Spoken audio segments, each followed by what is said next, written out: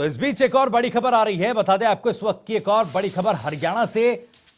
यमुनानगर से बड़ी खबर है। कोरोना को लेकर अच्छी खबर सामने आई है। दरअसल यमुनानगर में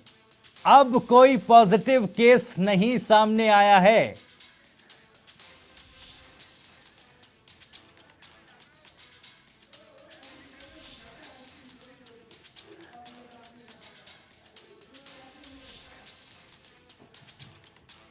तो 653 लोगों की रिपोर्ट नेगेटिव आ गई है और आपको बता दें कि 101 लोगों की रिपोर्ट, 101 सैंपल्स की रिपोर्ट आना भी बाकी है। यमुनानगर में अब कोई पॉजिटिव केस सामने नहीं है। राहत भरी खबर यमुनानगर वासियों के लिए, 757 लोगों के सैंपल लिए गए थे।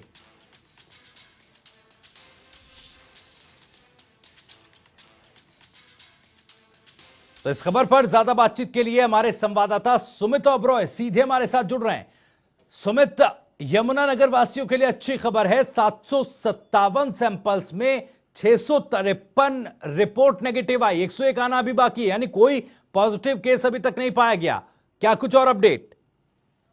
बिल्कुल जो है कोरोना वायरस को लेकर मामले के लिए यमुनानगर का जो स्वास्थ्य विभाग और पुलिस प्रशासन पूरे तरीके से अलर्ट है। और ये लॉकडाउन टूल की अगर हम बात करें तो ये भी सफल होता हुआ यहाँ पर दिखाई दे रहा है। यमुनानगर के लिए जो है एक राहत की खबर इस कोरोना के अंदर ये है, क्योंकि जो 3 पॉजिटिव मामले जो पहले सामने आए थे, लगातार रिपीट रिपोर्ट नेगेटिव आने के बाद जो है उन्हें कोविड अस्पताल से डिस्चार्ज कर दिया गया था और उन्हें पब्लिक क्वारंटाइन फैसिलिटी के अंदर, खतरौली पीएचसी के अंदर वहां पर रखा गया है। और उसके बाद जो लगातार जो सैंपल जो है लगातार यहाँ से स्वास्थ्य विभाग द्वारा भेजे जा रहे हैं। कुल 757 सैंपल जो है यहाँ से भेजे गए थे, जिसमें से जो 653 की अगर हम बात करें तो नेगेटिव रिपोर्ट आई है और जो 3 पॉजिटिव मामले थे वो पहले ही नेगेटिव हो चुके थे। तो राहत की यहाँ पर यह है कि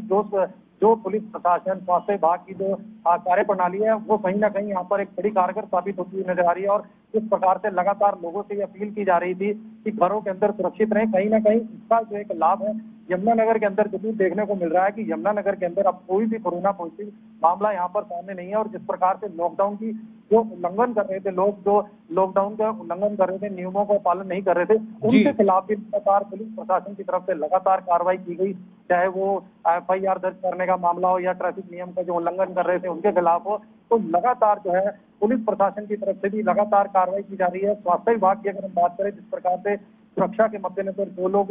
जो मेडिकल के जो फ्रंट लाइन पर आकर लड़ रहे हैं, स्वास्थ्य जिनको हम योद्धा कह रहे हैं, वो योद्धा जिस प्रकार से लड़ रहे हैं, तो उनकी भी किस प्रकार से बड़ी सुरक्षा हो, उनको भी किसी किट वगैरह दी गई है। सुरक्षा के पूरे इंतजाम यहाँ पर किए गए। और जिस प्रकार से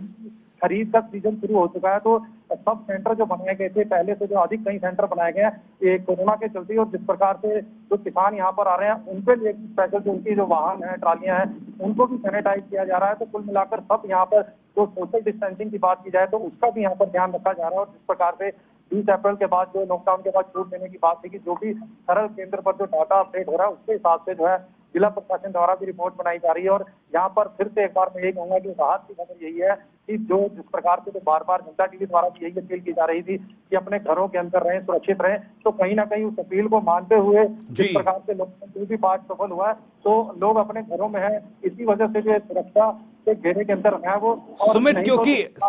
क्योंकि तमाम जिलों को कैटेगोरली डिवाइड किया गया है, रेड जोन में, ग्रीन जोन में, ऑरेंज जोन में, यमुनानगर की क्या स्थिति है? और फिलहाल जो 653 लोगों की रिपोर्ट आई है, क्या बेहतर और स्थिति होगी?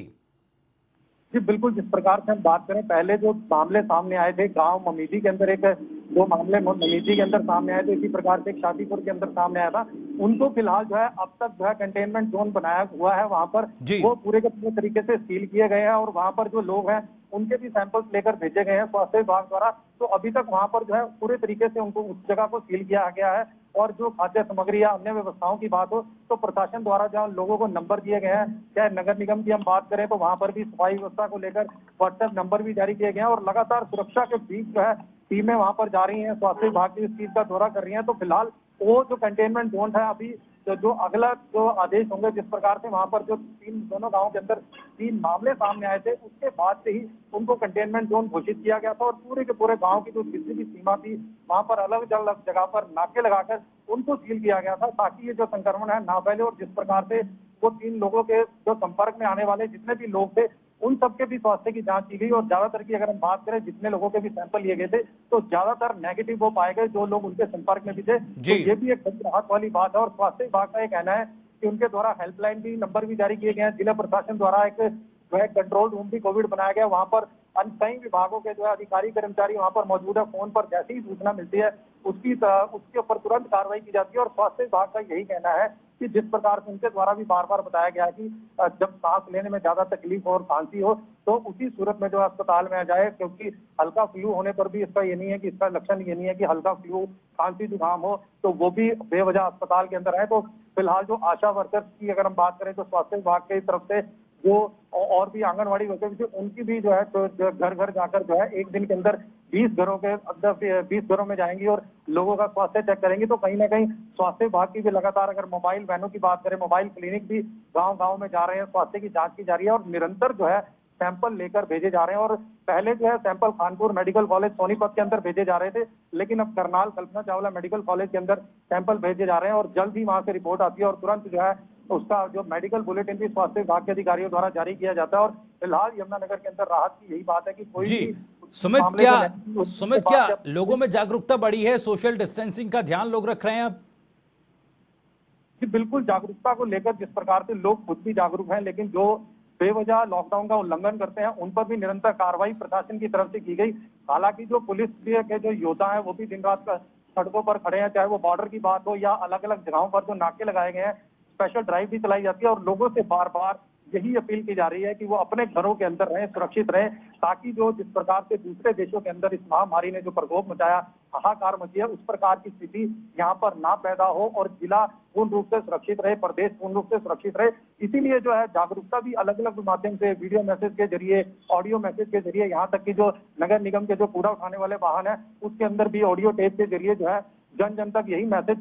फैलाया जा रहा है कि इस चीज को लेकर वो जागरूक भी हो और प्रशासन का सहयोग करे, ताकि जो 3 मई तक का समय है लॉकडाउन 2 जो है वो सफल हो और ये संक्रमण जो है ना फैले। इसको लेकर स्वास्थ्य विभाग भी तैयार है, पुलिस प्रशासन भी पूरे तरीके से अलर्ट है और जो प्रशासनिक अधिकारी हैं जो अलग अलग जगहों पर अगर हम बात करें, यहाँ पर प्रवासी मजदूरों की भी अगर बात करें, जो शेल्टर होम बनाए गए हैं वहां पर भी जो है पूरी नजर रखी जा रही है और सुबह शाम जो है उनके स्वास्थ्य की भी जाँच की जाती है।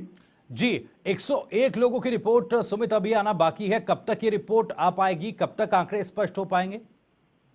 जी बिल्कुल, जिस प्रकार से जो है रोज ही सैंपल स्वास्थ्य विभाग द्वारा लेकर भेजे जाते हैं और जिस प्रकार से हमने कुल आंकड़ा बताया कि 757 लोगों के जो है सैंपल भेजे गए थे और अब तक कुल जो है 653 लोगों के जो है नेगेटिव रिपोर्ट आई है। तो इस प्रकार से रोज स्वास्थ्य विभाग द्वारा जो है सैंपल लेकर भेजे जाते हैं और एक दिन के बाद या 2 दिन बाद जो है रिपोर्ट सामने आती है और उसका मेडिकल बुलेटिन भी जारी कर दिया जाता है और बता दिया जाता है कि किस प्रकार से कितनी रिपोर्ट भेजी गई थी और कितनी रिपोर्ट का आना बाकी है। जिस प्रकार से ये जो कल शाम का जो मेडिकल बुलेटिन है, तो आज जो मेडिकल बुलेटिन आएगा उसके अंदर कुछ ना कुछ अपडेट जरूर मिलेंगी, जो रिपोर्ट और भेजी जाएंगी और जिस प्रकार से अभी 101 रिपोर्ट का इंतजार है, तो लगातार स्वास्थ्य विभाग द्वारा जहां पर भी कुछ इस प्रकार की बात सामने आती है, जो लक्षण मिलते हैं, उन लोगों का तुरंत सैंपल लेकर भेजा जाता है ताकि इसके अंदर कोई कोताही ना हो। अगर कोई सामने आए तो उसका जो है ट्रीटमेंट हो सके, इलाज हो सके। तो इसी प्रकार से सबसे यही प्रशासन की भी अपील की जाती है कि अगर किसी प्रकार का कोई ऐसा लक्षण है तो तुरंत प्रशासन को, स्वास्थ्य विभाग को इसकी सूचना दी जाए। और इसी चीज सुमित एक और अहम सवाल है, क्योंकि जैसा आप बता रहे कि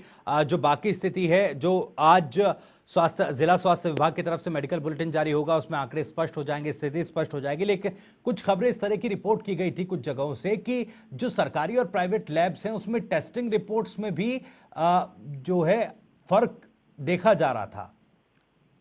ऐसी कोई खबर क्या यमुनानगर में भी सामने आई है? टेस्टिंग को लेकर क्या प्रशासन और ज्यादा सजग हुआ है, स्वास्थ्य विभाग और ज्यादा सजग हुआ है, क्या कुछ स्थिति?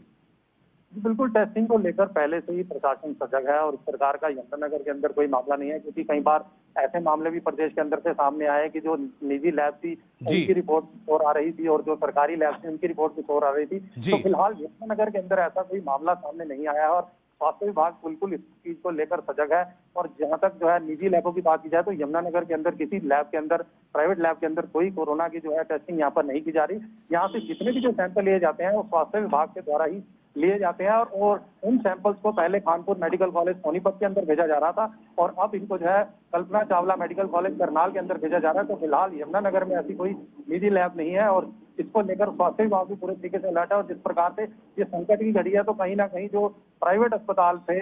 वो भी सामने आए थे और उनके द्वारा भी जो है कोविड अस्पताल जो बनाया गया था उसके अंदर जो वेंटिलेटर है प्राइवेट अस्पतालों द्वारा और विभिन्न संस्थाओं द्वारा भी दिए गए थे। और धार्मिक और सामाजिक संस्थाएं भी संकट की घड़ी में यहाँ पर खड़ी हैं। तो यमुनानगर के अंदर अभी तक की जो है स्थिति बेहतर है, क्योंकि पिछले 4, 5 या 6 दिन की बात करें जब से वो मामले जो 3 पॉजिटिव थे वो नेगेटिव हुए थे, उसके बाद से लेकर अब तक कोई भी पॉजिटिव मामला यमुनानगर के अंदर नहीं सामने आया। और बार बार यही अपील की जा रही है कि अपने घरों के अंदर सुरक्षित रहें, उचित दूरी बनाए रखें, जो सोशल डिस्टेंसिंग है उसका पालन करें और अपने हाथों को बार बार सैनिटाइज करें, और ताकि जो हम ये संक्रमण है वो ना फैले और जो है इससे सभी सुरक्षित रहें। जी चलिए, बहुत बहुत शुक्रिया सुमित इस तमाम जानकारी और बातचीत के लिए। तो यमुनानगर से स्थिति है फिलहाल